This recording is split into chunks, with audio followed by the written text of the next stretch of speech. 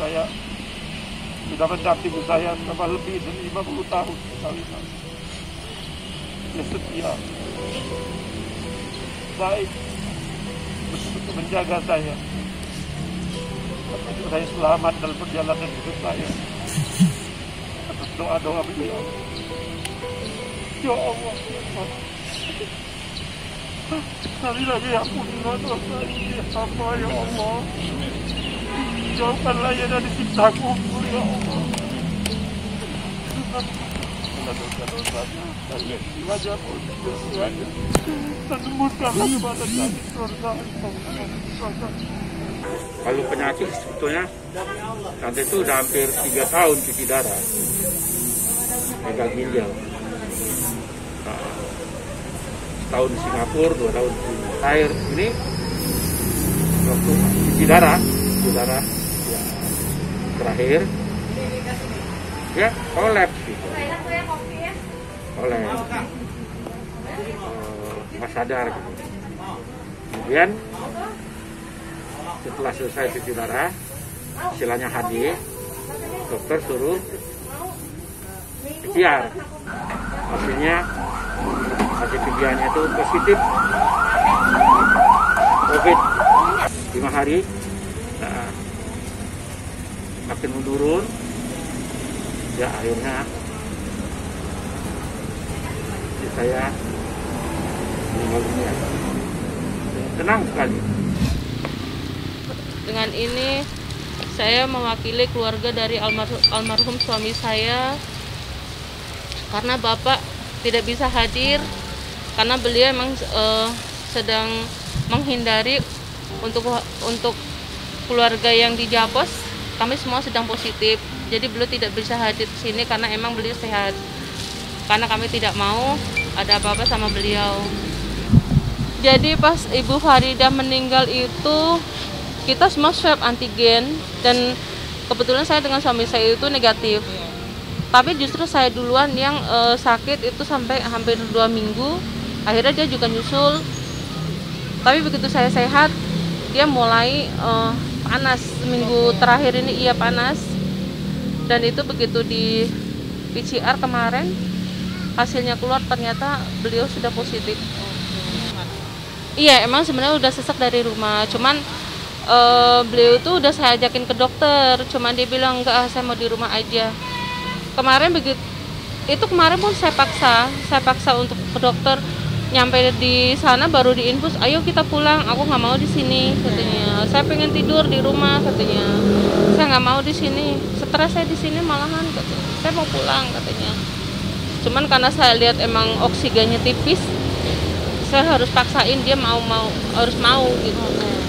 Sebenarnya dia harus membutuhkan ICU, cuman saya udah nyari kemana-mana itu semua ICU penuh. Jadi susah sekali untuk mendapatkan ruangan ICU. Ini paling manja sama papanya, selalu minta gendong. Walaupun udah gede, kalau ketemu pasti minta gendong sama papanya. Paling sedih dia. Anak-anak semua tuh deket banget sama papanya. Apa-apa, tapi aku udah tahu dia mau pulang. Aku nggak pernah doain maksa dia untuk sembuh. Aku selalu doa supaya dia dikuatin aja. Kalau mau pulang, nggak apa-apa. Karena udah cukup lama nahan sakit. aku cuma nggak mau dia sakit. Dari dia pulang aku ikhlas. Aku cuma sedih karena nggak bisa meluk. Baru nikah tanggal 2 kemarin. Papa selalu nanyain aku kapan nikah. Alhamdulillah masih sempat ada papa.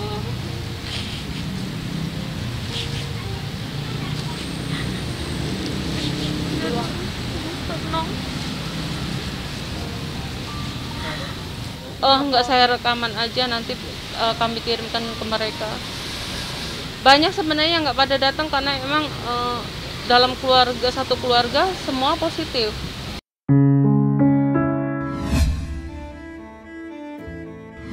Nadilala kemarin habis sholat id dikabarin ternyata HB-nya rendah.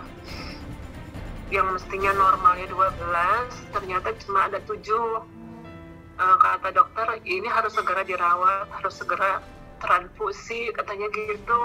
Tadi udah transfusi 1 kantong, tapi cuma naik sedikit, cuma naik sekian koma aja gitu.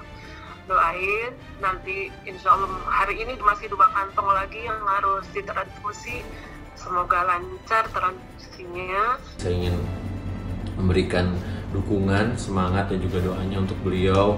Semoga diberikan kesembuhan, diangkat penyakitnya oleh Allah dan bisa menjalani aktivitas seperti biasanya.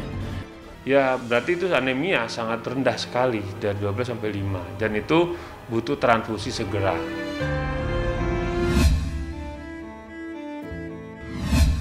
Nah kita, Syaki mau kemana kita? Mau kemana kita Bobok lagi ya, jangan bandel ya, jangan rewel ya. Oke nenek ya.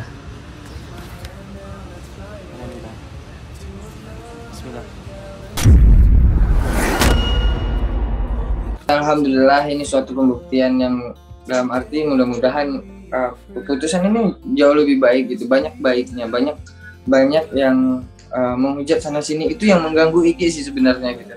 Dan Iki nggak pedulikan itu dan nggak hiraukan itu gitu. Yang penting Iki tetap berbuat baik dengan pasangan Iki, memberikan contoh yang baik untuk anak Iki nantinya. Walaupun sosmed itu ngatain begini, udah amat. Yang penting Iki pembuktiannya, Iki itu harus yang ngajarin yang baik gitu. Apa yang pengen dirubah, ya Iki nggak sukanya ini. Ya udah bisa siap, insya Allah. Ya udah kalau memang dia udah bisa nurut, berarti dia patuh sama suami.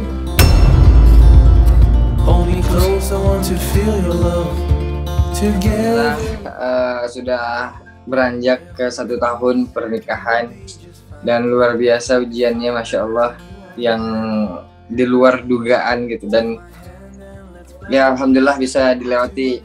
Walaupun awalnya memang agak sedikit gak enak, tapi alhamdulillah kalau memang kita menyelesaikan suatu permasalahan itu dengan pelan-pelan insya Allah sih, dan alhamdulillah kita juga sekarang masih bisa bersama, alhamdulillah. Ya alhamdulillah sebagai orang tua kan senang ya, alhamdulillah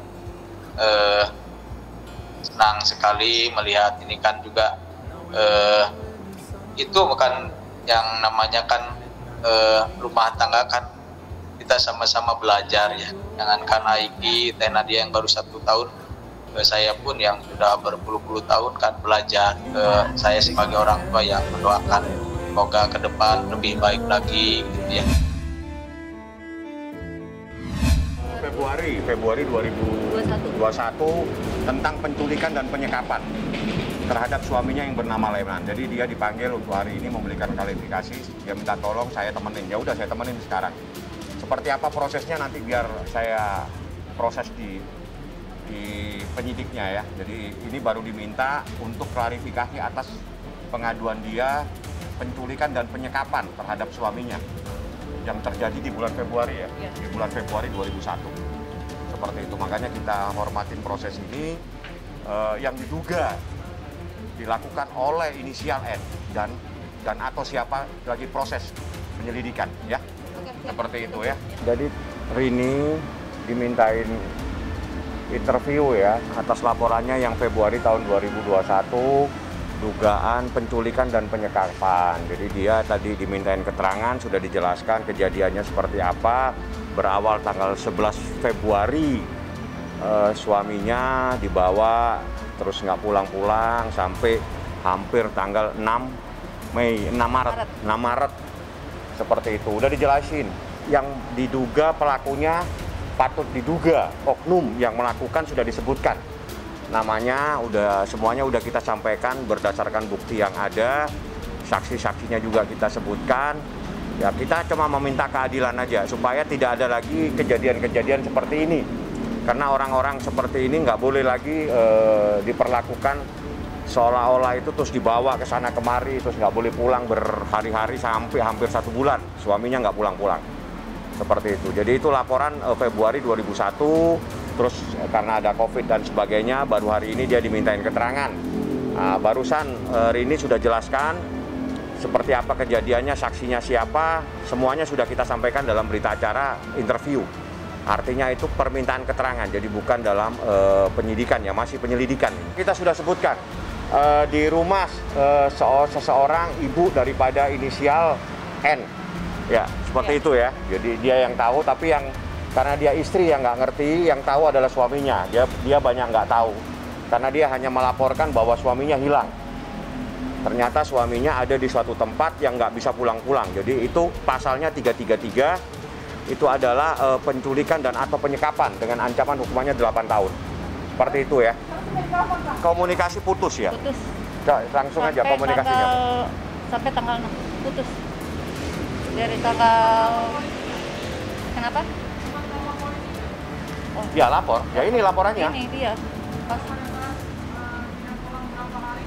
Iya. Iya.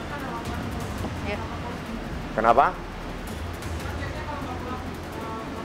Ya ini lapornya ini. Ini dilapor sehingga ini diproses gitu loh. Jadi ini adalah laporannya udah banyak, ada beberapa laporan termasuk lapor di Polres Jakarta Selatan, ya kan? Iya. Tapi ini yang proses terkait dengan penculikan dan penyekapannya sesuai dengan pasal 333.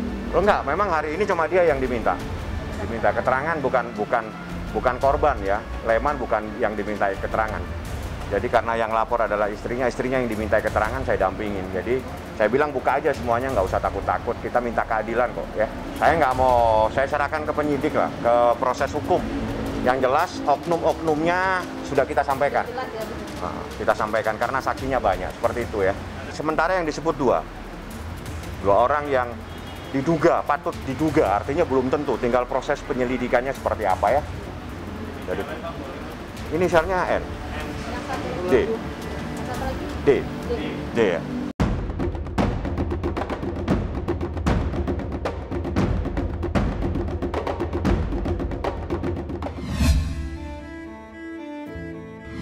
Awalnya itu sekitar masih awal bulan ya, itu Mas Alino tuh batuk. Memang waktu itu dia masih menyelesaikan syuting yang terakhir dengan salah satu PH. Itu selama 3 hari berturut-turut tuh memang dia pulang pagi. Ketika batuk itu tapi tidak ada demam. Atas kita swab, hasilnya negatif. Iya, swab. Sama semua, 3 swab, hasilnya negatif. Terus ketika batuk itu dia minum obat. Karena memang kita ke dokter ya, kita ke dokter dulu, dikasih obat batuk dan antibiotik. Ketika itu kan memang efek obat batuk itu kan mungkin bikin ngantuk ya. Jadi selama 3 hari berturut-turut itu juga Mas Alino tuh tidur di mobil sambil menunggu. Karena mungkin rasa kantuk, dia bilang sama saya tanya sedang apa ya, lagi tiduran aja di mobil. Saya pikir dia tiduran di mobil itu tidak dalam keadaan AC, yang AC terpasang ya, mungkin dalam keadaan batuk lembab. Setelah 3 hari itu, hari besok dia masih jemput saya. Kebetulan saya juga bekerja, dia masih jemput saya kerja selama 2 hari berturut. Ketika hari ke-6-nya dia sudah agak merasakan sesak, agak sedikit sesak. Lalu saya bilang mau ke dokter, saya bawa ke rumah sakit, nggak mau, dia bilang tetap nggak mau. Setelah syuting, 2 hari setelah syuting. itu agak sesak. Akhirnya kita sementara dari keluarga kita siapin oksigen dari sini. Setelah kita berikan oksigen sudah agak mending, besoknya dia lihat sesak, kita udah kasih obat. Akhirnya karena saya tanpa pikir panjang lagi, walaupun dia nggak mau, saya tetap paksa harus ke dokter, harus ke rumah sakit.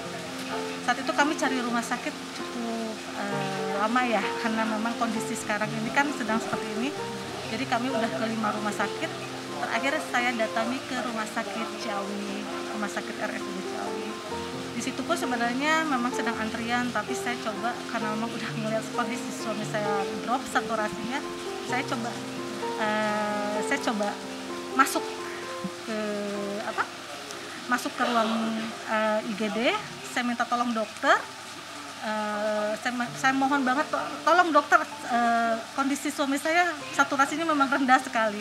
Akhirnya salah satu dokter bicara ke perawat, tolong dicek dulu saturasinya. Perawat ke mobil, setelah ke mobil akhirnya suami saya diterima, maksudnya silakan masuk karena mungkin memang kondisinya juga sudah sangat drop ya. Akhirnya kita di IGD, di sana juga kita swab juga lagi negatif. Ketika berapa hari kemudian kita PCR ke rumah sakit. Nah, di PCR itu ternyata Mas Alino positif. Tapi saya nggak tahu itu kenanya apa dari lokasi atau mungkin sudah di rumah sakit, tidak ada yang tahu. Tapi kemarin terakhir itu sudah cek PCR, dan itu yang terakhir tanggal 14 kemarin itu sudah tidak. Yang saya tahu dia sudah negatif. Itu dari tanggal berapa ya? Dari tanggal kita masuk tanggal 7 ya. Tanggal 7 Juli. Iya, 7. Itu kurang lebih mungkin kemarin ya baru memang tes PCR-nya baru besok keluar. Cuma kemarin kita dari rumah sakit dokternya sudah bilang CT value-nya sudah di 37,5. Arti kata memang kalau dalam ini sudah tidak virusnya sudah tidak ada, karena memang ini menurut WHO juga sudah 35 ya. Jadi kondisinya memang sudah tidak ini. Jadi kita konsen ke paru, yang radang paru. Kemarin setelah dicek radang paru itu IL-nya 6. IL6-nya itu di 46.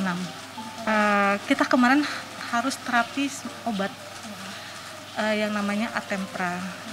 Itu memang obat untuk peradangan. Tapi memang ketika obat itu memang sekarang langka, susah. Kebetulan saya baru hari ini mau urus ke pihak farmasi untuk mendapatkan obat itu. Tapi ya memang Allah berkehendak lain. Mas Alino mungkin udah nggak kuat.